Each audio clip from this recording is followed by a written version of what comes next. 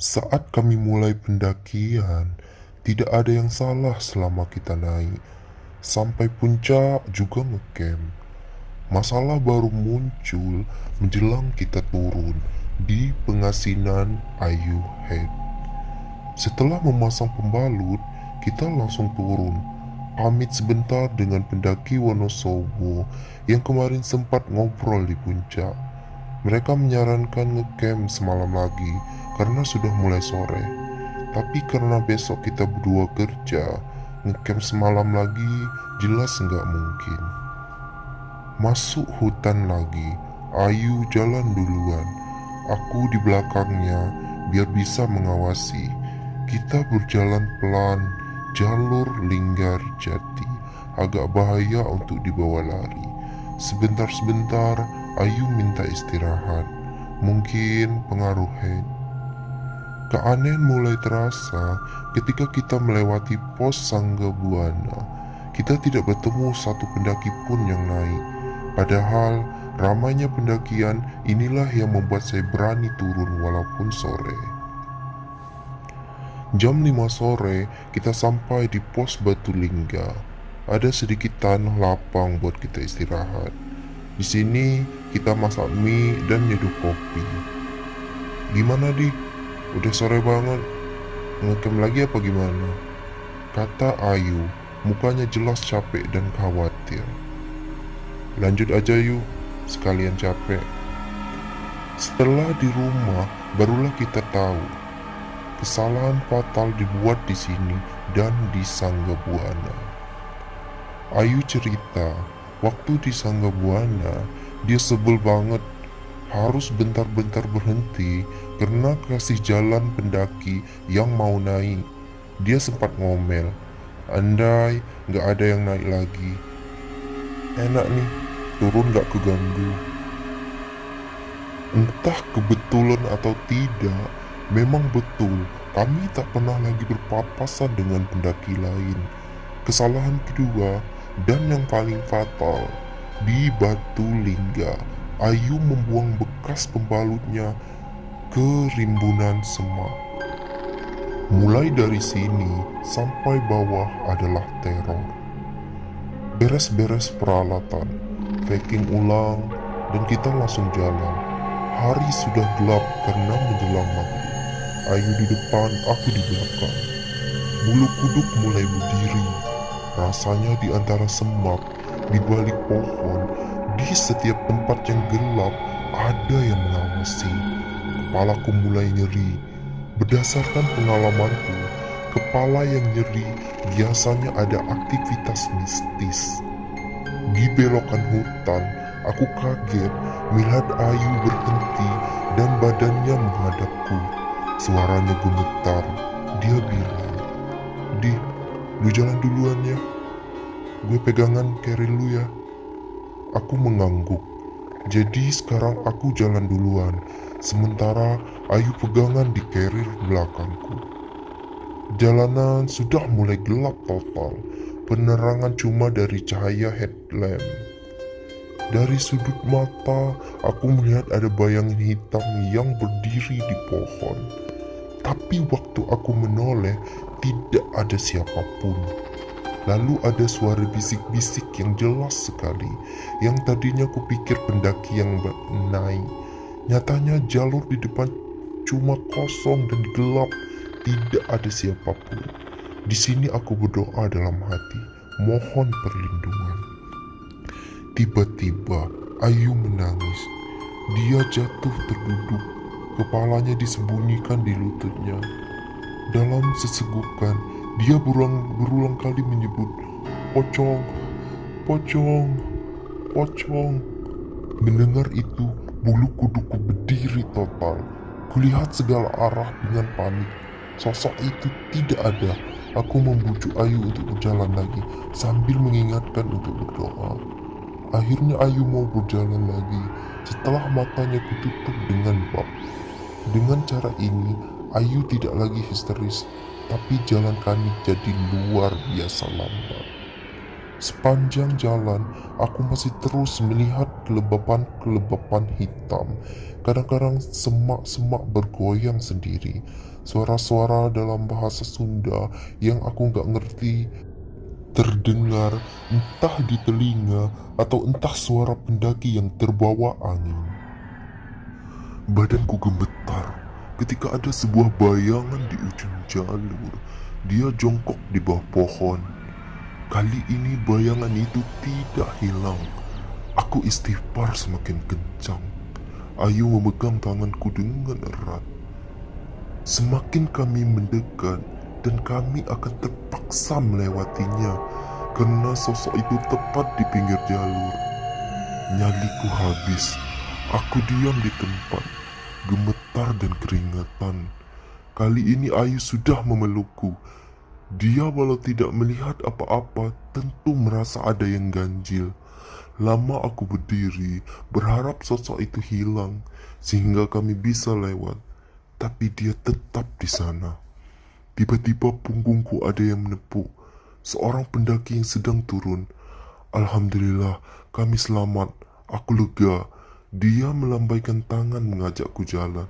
Aku langsung bergerak. Sosok itu sudah hilang. Aku mengikuti pendaki ini hingga tiba-tiba hilang di kegelapan. Suara yang sangat pelan terdengar. Jalan terus aja bang, jangan tengok ke kiri. Aku dan Ayu masih terus merayap pelan. Teror nyata bercampur dengan halusinasi membuat mentalku semakin lemah. Sedetik yang lalu aku melihat tangan keluar dari tanah. Ternyata hanya akar. Dalam keadaan ini, akhirnya aku ambruk. Suara istighfar flan masih terdengar dari mulut Ayu. Aku terbangun saat merasakan air segar di mulutku. Ternyata Ayu menuangkan air agar aku siuman. Kami mulai berjalan lagi. Keadaan sekarang berbalik. Aku yang hampir tidak punya tenaga yang tersisa dipapah oleh Ayu. Kelebatan-kelebatan bayangan masih terlihat di antara pohon. Di suatu tempat, aku bahkan melihat kaki yang mengayun-ayun. Tak berani memastikan kaki siapa, aku memejamkan mata. Setelah melewati turunan yang agak tajam, aku melihat di kiri jalur ada tenda. Aku lega bukan main. Akhirnya kami selamat. 3 orang tampak sedang mengelilingi api unggun. 1 orang melihat kami. Dia melambaikan tangan. Aku dengan gembira setengah berteriak ke Ayu, "Yuk, kita mampir dulu ke situ. Ngopi, istirahat. Besok aja jalan lagi." Sambil menunjuk ke arah tenda. Tiba-tiba Ayu menamparku dengan keras sambil teriak-teriak histeris. "Di, sadar di, istighfar. Gak ada apa-apa di situ." 3 orang itu sekarang semuanya melambai-lambai memanggil. "Itu ada orang, Yu. Ayo ke sana. Gak enak. Udah dipanggil-panggil. Ayo, Yu." Ayu menamparku lebih keras sambil berteriak di kupingku menyuruh istighfar. Kali ini ketika aku menengok ke kiri, ketiga orang itu sudah berjarak 1 meter di dekatku. Sambil nyengir aneh, tiba-tiba kepala ketiganya lepas dan jatuh di tanah. Sambil cekikikan, kepala tadi menggelinding ke arahku. Aku histeris dan langsung lari. Berapa lama aku baru sadar. Aku meninggalkan Ayu di belakang. Kakiku lemas, jantung berdebrap kencang. Mau balik menyusul Ayu, aku kelewat takut. Tapi tak lama kulihat Ayu berjalan turun. Begitu dekat, dia cuma menepukku mengajak jalan lagi. Aku berjalan mengikutinya di belakang.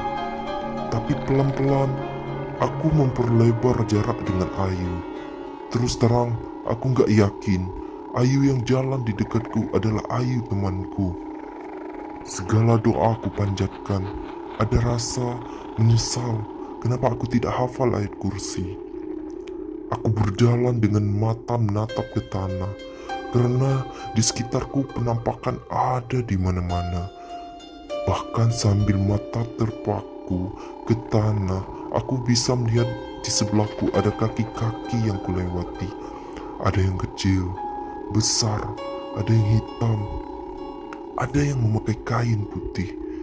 Jantungku serasa mau copot ketika Ayu yang berjalan 3 meter depanku tiba-tiba berlari dan langsung naik ke pohon sambil tertawa cekikikan. Aku langsung putar arah, lari ke atas lagi. Tidak jauh aku lihat Ayu bersandar di pohon sambil menangis. Instingku mengatakan, ini Ayu yang asli. Tapi begitu kesentuh dia berteriak-teriak histeris. Pergi, pergi. Dia langsung jatuh lemas saat dia sadar aku menyentuhnya. Ini lu kan? Kami dengan badan gemetar dan doa-doa mulai berjalan lagi. Semua penampakan muncul. Ada yang bertengger di pohon, kepala yang menyebul di semak-semak, bau-bau busuk, dan wangi melati yang berganti-ganti. Aku dan Ayu berusaha tetap berjalan di tengah jalur. Kami sangat takut jika terlalu kiri atau kanan ada tangan yang akan menarik kami ke sesemak. Belum lagi suara-suara. Ada suara yang terdengar marah tapi dalam bahasa Sunda. Ada yang tertawa cekikikan. Ada yang mengucapkan Assalamualaikum berulang-ulang. Aku sempat berlindung di balik pohon ketika melihat kuda lewat tanpa ada penunggangnya. Kami akhirnya lepas dari hutan dengan susah payah. Tidak pernah terpikir untuk melihat jam berapa, tapi gangguan masih belum mau lepas dari kami. 1-2 tangan atau kepala masih muncul dan hilang di sudut mata kami. Lalu suara burung terdengar jelas. Entah aku sudah kelewat terbiasa atau sudah pasrah. Aku 100% yakin ini pasti burung jadi-jadian. Lewat di atas kami, burung hitam terbang dengan pelan. Ternyata bukan burung jadi-jadian. Ini burung biasa. Aku lega selega-leganya. Aku mendengar Ayu istighfar pelan, lalu jatuh pingsan. Perasaanku kembali berantakan. Ada apa lagi ini? Sebelum aku juga pingsan, aku sempat melihat apa yang membuat Ayu tumbang. Di belakang burung tadi, ada yang terbang mengikuti sebuah